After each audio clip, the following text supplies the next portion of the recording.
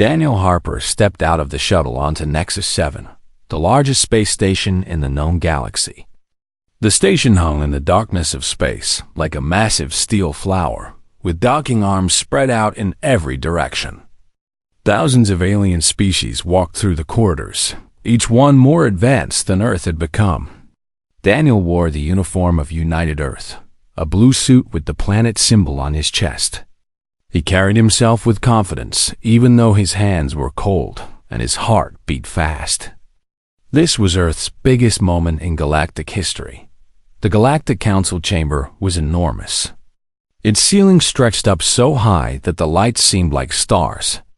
12 representatives sat in a semicircle, each one from a different species that had dominated the galaxy for millions of years. The Zirathi Council member was the most impressive. His body was tall and covered in dark silver armor. His eyes glowed red like burning coals. He had conquered more worlds than any other species in the galaxy. No one dared to challenge him. The Sylvan representative stood up next. The Sylvans were gentle creatures with soft blue skin and large eyes. They farmed peaceful planets and built beautiful cities. They had never fought a war in their entire history. The Sylvan's voice shook as he spoke. "We are under attack," he said. "A Zirathi war fleet came to our colony world without warning. They are killing our people. We have sent thousands of requests for help. We have asked the Council to stop this attack. Please, we ask you now. Help us. Save our children." The Council chamber went quiet. Daniel held his breath. The Zirathi Council members smiled a cold smile. "The Sylvans are weak," he said. "Weakness is not the Council's problem. If they cannot defend themselves, that is their failure. The Council has a rule. We do not interfere in conflicts between species unless all members agree. That is our law." The other Council members nodded. They said nothing. They did not argue. The Sylvan representative fell back into his seat. His face showed pain and loss. Daniel felt something hot grow inside his chest. He stood up suddenly. "No," Daniel said. His voice was loud and clear. "This is wrong. This is the most wrong thing I have ever heard." The entire chamber turned to look at him. The Zirathi Council members' red eyes focused on Daniel like laser beams. "You," the Zirathi said. "Who are you to speak in this chamber? You are from a world we have never heard of. You have no power here." Daniel did not sit down. He walked forward toward the center of the chamber where all the Council could see him. "I am Daniel Harper from Earth," he said. "I came here to ask you to let my people join this Council. I came to make friends. But I see now that this Council is broken. You have the power to save millions of lives. Right now, people are dying on the Sylvan world. Children are dying. And you are doing nothing because of a rule written long ago by people who do not care. You dare speak to us this way?" The Zirathi Council member stood up. His armor clanged. His voice was like thunder. "Yes," Daniel said. "I dare. Because where I come from, we teach our children that all life has value. We teach them that strength means protecting the weak, not crushing them. On Earth, if a child cried for help and we heard that cry, we would go and save that child. We would not wait for a vote. We would not check a list of rules. We would act." The silence in the chamber was complete. No one moved. "The Zirathi are the most powerful military force in the galaxy," Daniel continued. "Everyone knows this. But today they are not powerful enough to do the right thing. They need the Council's permission to save lives. That is not power. That is cowardice hiding behind rules." The Zirathi Council member's face turned dark with rage. "You think your small world can insult us? You think humans matter in this galaxy? We have the power to erase your entire species from existence. One word from me and your homeworld burns. Then you will have to do it," Daniel said. Because I am telling you right now that Earth will not stand by while the Zirathi murder innocent people. If the Council will not act, Earth will act alone. We will send ships. We will protect the Sylvans. And if you attack my world for doing the right thing, then we go to war. All of us. All of Earth. And we will not stop until your war fleet is destroyed or your people stop the killing. The chamber erupted in noise. Some council members shouted. Others whispered to each other. The Sylvan representative looked at Daniel with shock and hope that the Zirathi council member laughed. It was a harsh, cruel sound. Your world has a population of 8 billion. Your ships are toys compared to our warships. You cannot possibly threaten us. You are insects who have just declared war on the galaxy's most lethal species. You will be exterminated. Maybe, Daniel said. But the Sylvans will live. That is all that matters to me. The council leader, an ancient alien named Coordinator Vex, raised his hand. The chamber fell silent. The human has spoken, Vex said in a slow, deep voice. And the Zirathi have made a threat. I call for a vote on Earth's membership in the Galactic Council. Those in favor of admitting Earth as a full member state? One by one, the council members raised their hands. Even some who had said nothing during the argument voted yes. 8 votes. Earth was in. The Zirathi council member did not vote. He stared at Daniel with pure hatred. Earth is admitted to the council, Vex said.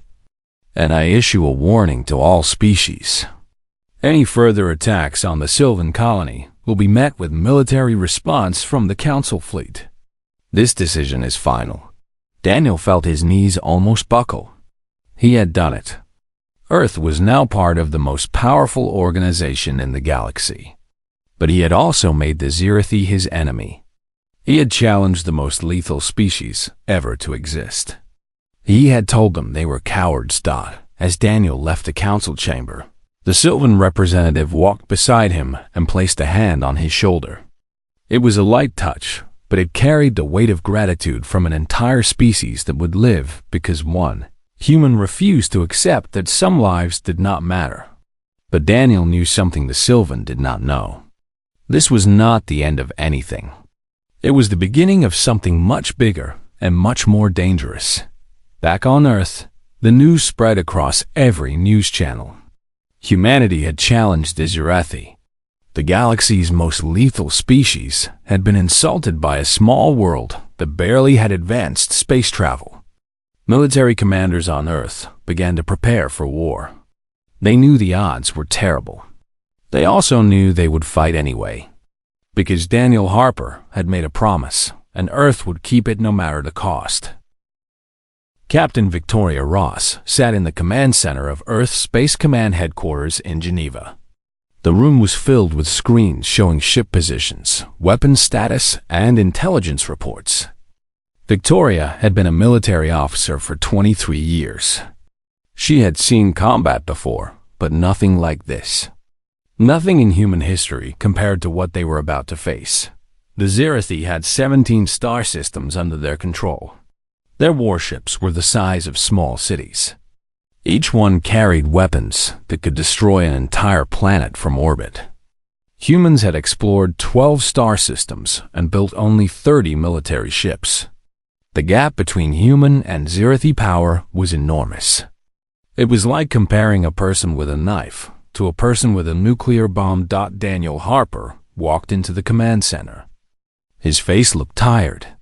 He had just finished speaking to the world leaders of Earth. Every nation had agreed to support the mission. Every military on the planet was now working together for the first time in human history. How bad is it? Daniel asked. Victoria turned to face him. She did not look away. It is very bad, she said. The Zirathi war fleet has 42 warships in their staging area near the Sylvan homeworld. Our best estimate is that each of their ships can match 5 of ours in direct combat. We have 12 ships ready. The fastest calculation says we lose the war in 72 minutes.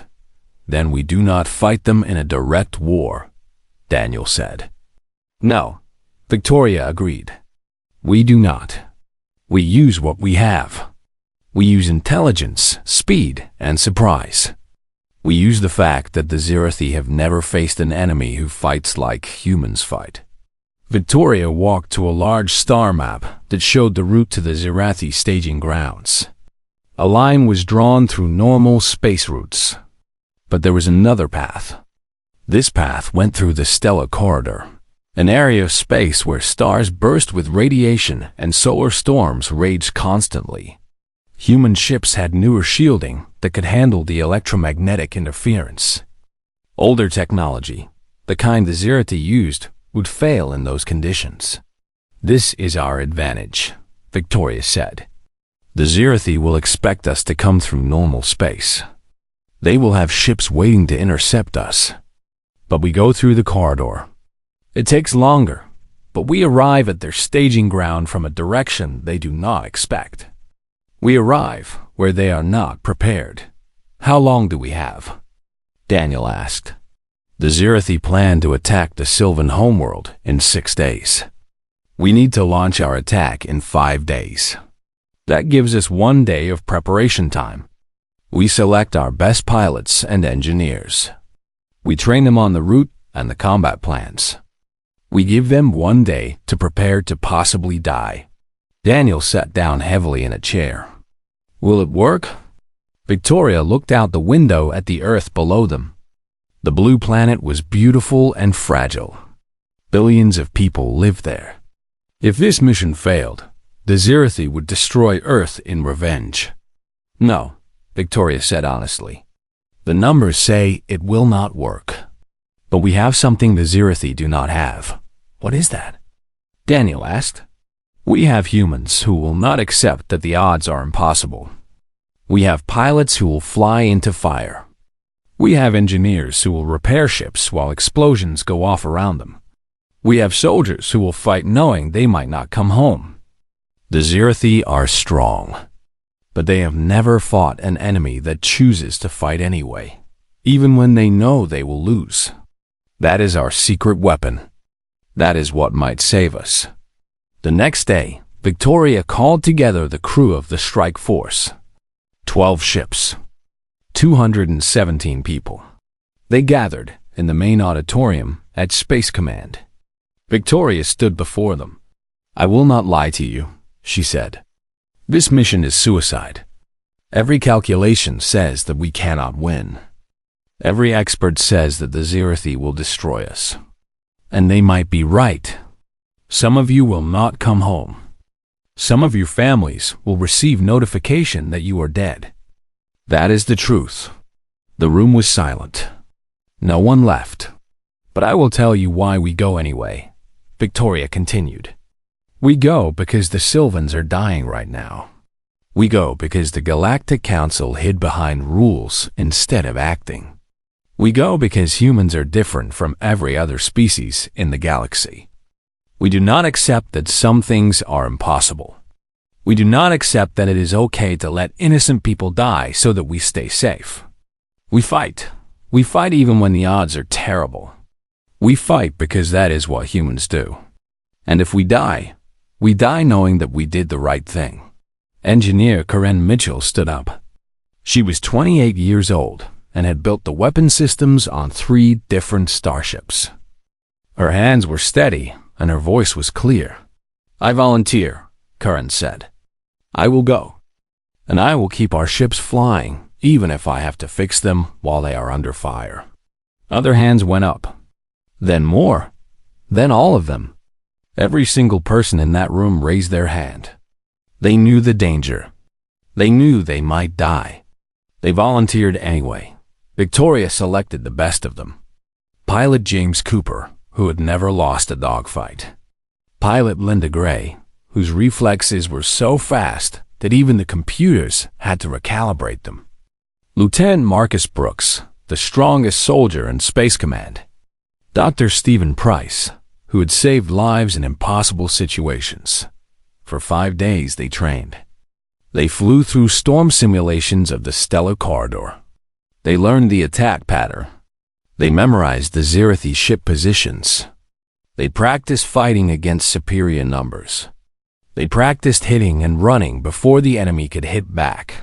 On the 5th day, Victoria stood with her crew and looked at their ships lined up in the launch bay. 12 ships that looked small and fragile compared to what they were about to face.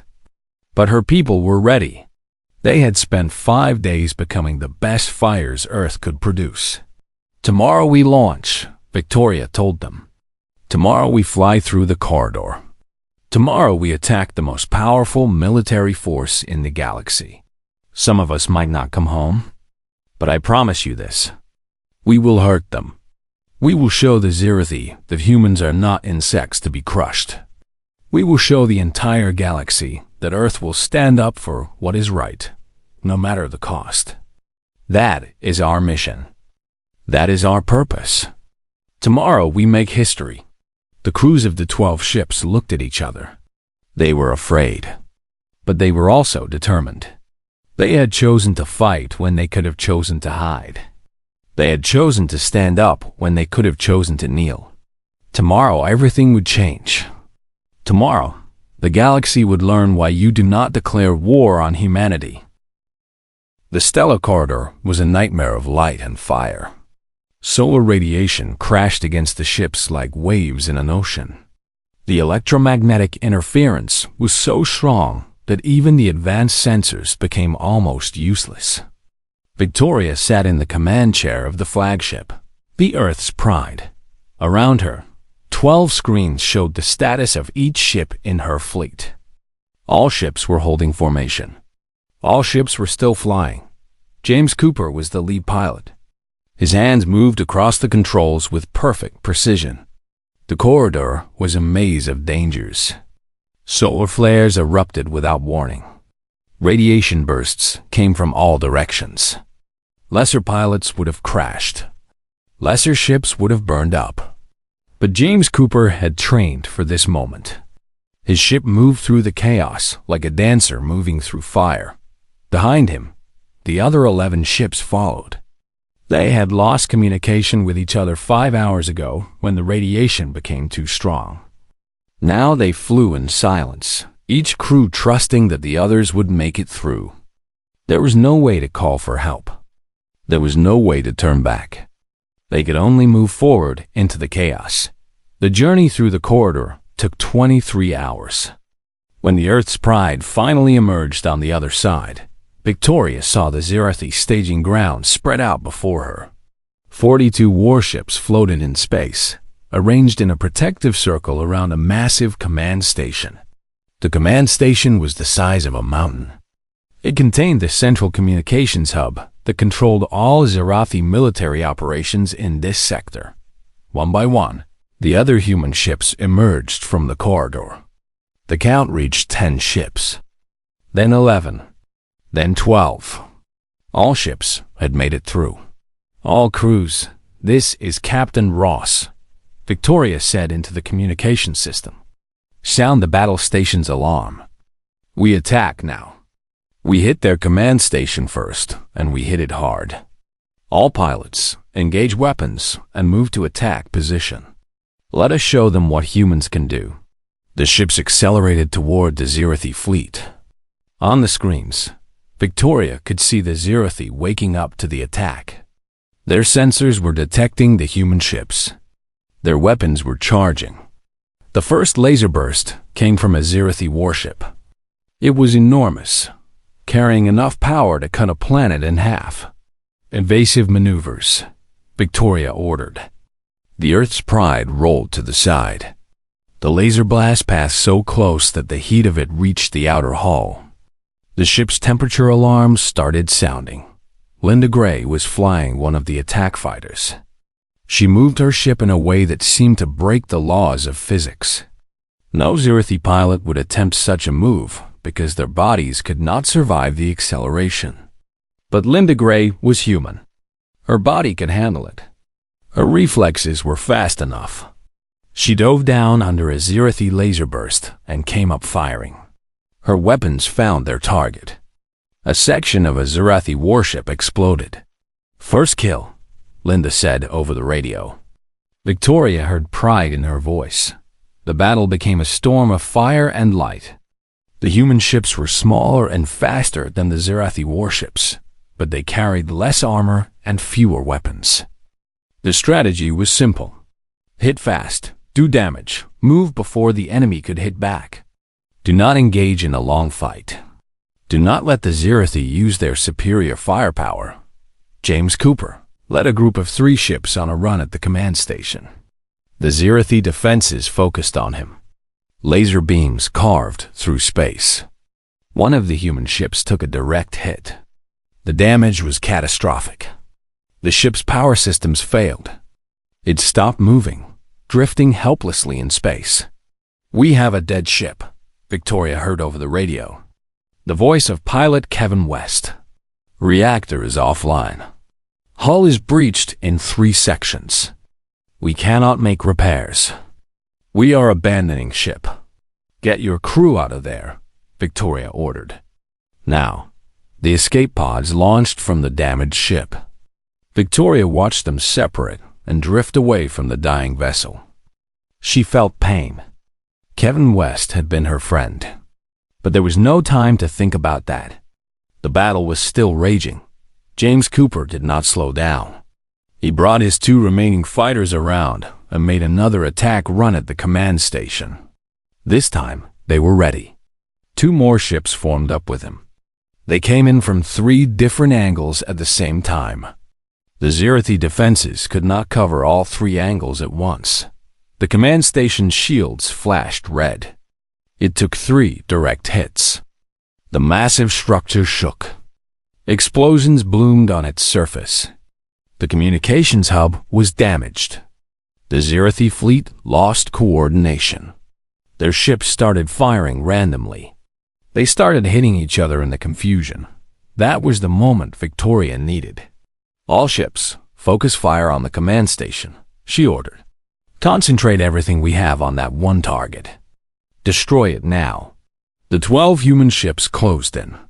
They fired everything. Lasers, missiles, plasma bursts. The command station was huge and powerful, but it was also slow. It could not move fast enough to escape the concentrated fire. More explosions rippled across its surface. Entire sections fell away. Then the command station went dark. Its lights went out. Its engines shut down. The massive structure hung in space like a dead thing. "Command station is destroyed," Karen Mitchell reported from the engineering bay of the Earth's Pride. "We have caused catastrophic damage to their central hub." But the victory came at a cost. Another human ship had been hit. Then another. The Zirathi warships were starting to form up and organize. The human fleet had done massive damage, but the enemy still had numbers. 38 warships still floated in space. 12 human ships could not hold against those odds for much longer. "All ships, break formation," Victoria ordered. "Get out of here. Head back toward the corridor. We have done what we came to do. Now we survive." The human ships turned and accelerated away from the Zirathi fleet. The Zirathi pursued them, but the human ships were faster. The pursuit lasted for 2 hours, but the Zirathi could not catch them. When the 12 ships reached the Stella Corridor entrance, Victoria looked back. She counted the ships that had made it. 10 ships were still flying. 2 had been lost in the battle. 193 people had made the journey to attack the Zirathi. 107 had survived. But the command station was destroyed. The central hub of Zirathi military operations in this sector was gone dot as the Earth's Pride disappeared into the corridor. Victoria opened a channel to broadcast across the galaxy. Every species would hear this message. The Sylvan would hear it. The Galactic Council would hear it. And the Zirathi would hear it most of all. "This is Captain Victoria Ross of the United Earth Federation," she said. "We came to the Zirathi staging ground to stop an invasion of the Sylvan homeworld. We have destroyed their command station. We have killed thousands of their soldiers. And we are leaving. We are not here to conquer. We are not here to take their worlds. We are here to protect the innocent. The Zirathi now know that humans will fight. The Zirathi now know that their wars come with a price. And the Zirathi now know that they have made a terrible mistake by underestimating Earth. The message went out across the galaxy. The universe had heard the voice of humanity speaking for the first time as a true military power. The sleeping giant had woken up, and nothing would ever be the same again. The Galactic Council chamber erupted into chaos.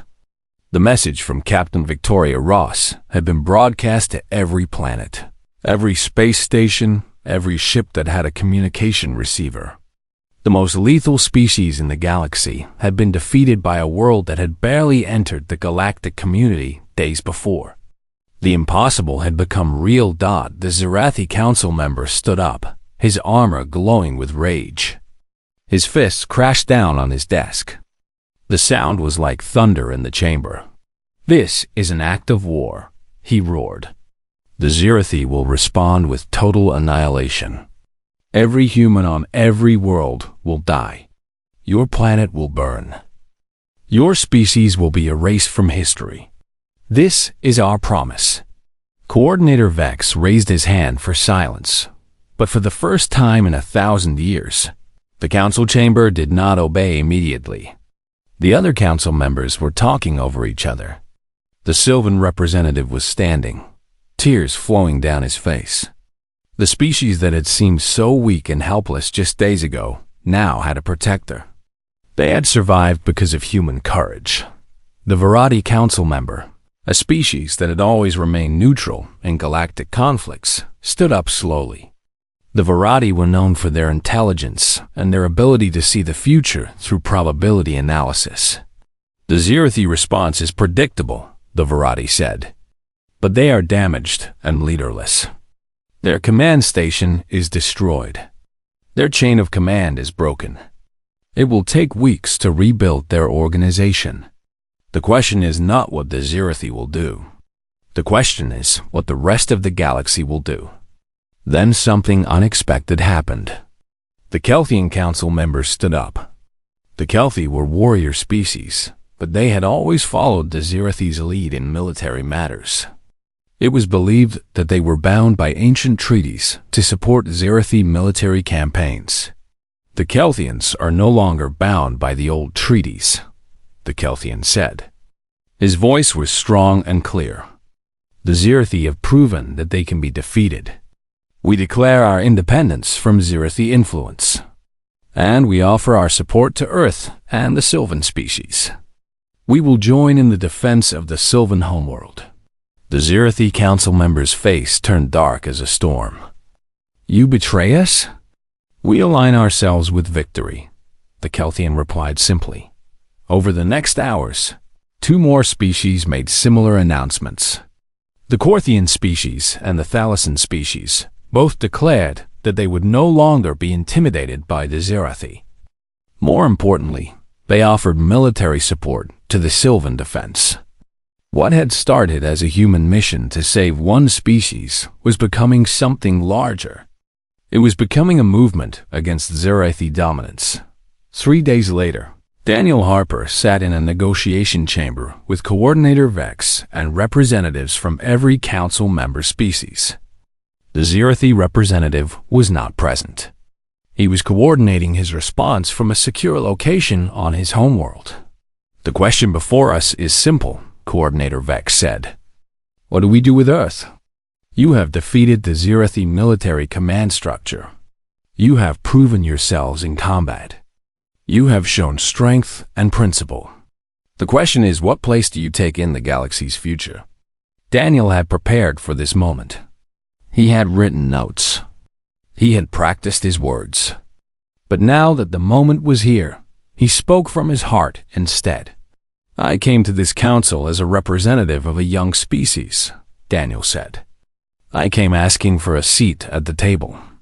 I came asking for respect. But I learned something on that first day. Respect is not given. It is earned. And it is earned through action, not through words. Daniel stood up and walked to the center of the chamber. Earth earned that respect through sacrifice. We lost soldiers. We lost ships. We lost people who will never go home. We paid the price for standing up for what is right. That is the kind of species Earth is. We do not hide behind rules when people are dying. We do not calculate whether helping others is profitable or efficient. We act because it is the right thing to do. And what do you ask in return for this sacrifice? A council member asked. I ask for 3 things, Daniel said. First, Earth gains a permanent seat on the Galactic Council with full voting rights equal to every other member. We are no longer a junior member learning the rules. We are equals. Second, the Council establishes a rapid response military force that can act within hours to prevent genocide and atrocities. No more waiting for votes. No more hidden behind rules while innocents die. We act first and explain later. Third, Earth and the Council begin exchanging technology. We have learned that mixing old and new technology creates something better than either alone. We will share our knowledge, and you will share yours. The council chamber was silent. These were bold demands from a world that had existed in the galactic community for less than 2 weeks. And if we refuse, the Zerathi council member said via communication link from his homeworld. His voice was cold. Then humanity will protect the galaxy with or without your approval, Daniel said. We will build our own military alliance. We will make ourselves strong enough to stand against anyone. And when people cry for help, we will answer. That is who we are. That is what humans do. The Varati council member smiled. The Sylvan representative nodded in agreement. The other species looked at each other. Then, one by one, they voted. 8 votes in favor. 2 against. 2 abstentions. It was enough. Earth's demands were accepted. Humanity now held a permanent seat on the Galactic Council. The organization's fastest response military force was established with Daniel as the civilian oversight representative. And the technology exchange began immediately. 2 weeks later, Victoria Ross stood in the repair dock watching her remaining ships being upgraded with new technology provided by the Council. The Corthian provided advanced shielding. The Thalassen provided better engines. The Varati provided improved weapon systems. Her 12 ships were being transformed into something more powerful than anything Earth had ever built on their own. But victory brought responsibility. That night, Victoria sat in her office alone and read the casualty reports. 97 soldiers and pilots had died in the strike against the Zerathi command station. 97 lives. 97 families receiving terrible news. 97 people who would never come home. Victoria opened a communication channel to Daniel Harper. We won, she said. But I need to tell you something. The cost of winning was higher than people think. And the war is not over. The Zerathi are hurt, but they are not defeated. They are gathering their remaining forces. Intelligence says they are building something new. Something they have never built before. We may have won the first battle, but there is a bigger battle coming. Then we will be ready, Daniel said. Are we? Victoria asked. We have proven we can fight. But can we lead? Can we be the kind of species that the galaxy looks to for protection? Can we make the hard decisions that come with power? That is what I am worried about. We have shown strength. Now we have to show wisdom. Daniel was quiet for a long moment. Then he spoke. We will learn. That is what humans do. We make mistakes, but we learn. And we move forward. That is our strength. That is why we will win in the end. Not because we are the strongest, but because we never give up. We never accept defeat. We always believe that tomorrow can be better than today. Victoria hoped he was right. She looked at the stars above Earth and thought about the 97 people who would never see them again. They had died so that the galaxy would understand that humanity was not a joke. They had died so that a gentle species could continue to exist. They had died so that Earth could take its place among the powers of the galaxy. It was a high price. But as Victoria looked at the upgraded ships that would protect the innocent in the future, she knew it was a price worth paying. 6 months had passed since the strike against the Zirathi command station. The galaxy had changed in ways no one had predicted. Peace had not come, but something more valuable had emerged. Hope. Species that had lived under Zirathi domination for thousands of years were beginning to believe that change was possible. That strength did not have to mean cruelty. That power could be used to protect rather than destroy. Victoria Ross stood on a planet called Sylvan Prime, watching a massive construction project unfold before her. A joint military defense station was being built here, the first of 12 that will be placed throughout the galaxy. The station was designed by human engineers and built by workers from 17 different species. It was a symbol that the galaxy could work together. It was a promise that never again would an entire world be defenseless while others debated what should be done. The Sylvan people had offered to let Victoria watch the opening ceremony. She stood on a platform with Daniel Harper, the other council members, and the leaders of the Sylvan civilization. Below them, the thousands of workers and visitors had gathered to celebrate. The station was now complete. Its weapon systems were online. Its shields were powered up. It was ready to defend. A young Sylvan child walked toward Victoria. The child could not have been more than 8 years old. The child carried a small object wrapped in cloth. The child bowed slightly, showing respect, and held out the gift. "This is for you," the child said in careful English. The child's voice was gentle and quiet. "My parents are alive because of what you did. My world is safe because of what you did. This gift comes from all the Sylvan children whose lives were saved." Victoria unwrapped the cloth carefully. Inside was a small crystal shaped like a star.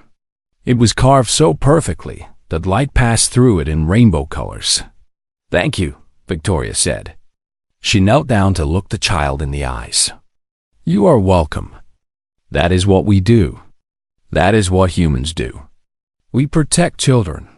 We make sure you have a future." The child smiled and ran back to his family. Victoria held the crystal star up to the light. She thought of the 97 humans who had died so that this child could have a future. The crystal had their names carved inside it. The Sylvans had made sure that human sacrifice was remembered. That night, Victoria sat in her quarters on the new station and received classified intelligence reports. The Zirathi were not idle. Intelligence showed that they were building a new weapon system. The details were unclear, but the power readings suggested something unprecedented. The Zirathi were building something that made their previous weapons look weak. Victoria called an emergency meeting of the Galactic Council's military commanders. A hologram of each commander appeared in the room. Daniel Harper was present too, looking tired but determined. "Show us what you found," the Korthian commander said. Victoria activated the star map. It showed the Zirathi homeworld and the location where new weapons were being constructed. "Our surveillance satellites have detected energy signatures that match nothing in our database," Victoria explained. "The power readings are increasing exponentially. Whatever they are building, it will be ready for deployment in approximately 4 months. Best estimate is that it is a weapon that could destroy entire fleets. Can we stop them before they finish?" The Thalassian commander asked. "Not without sending a strike force equal in size to what we sent before. And we would lose at least half our ships. Maybe more. The Zirathi have learned from our first attack. Their defenses are now formidable." The room was silent. The council members looked at each other. The victory that had seemed so complete 6 months ago suddenly felt fragile. "We cannot strike again," Coordinator Vex said. The Galactic Council cannot afford another war. Too many species depend on the peace we have maintained. Daniel stood up. His voice was calm but determined. Then we have to take a different approach, he said.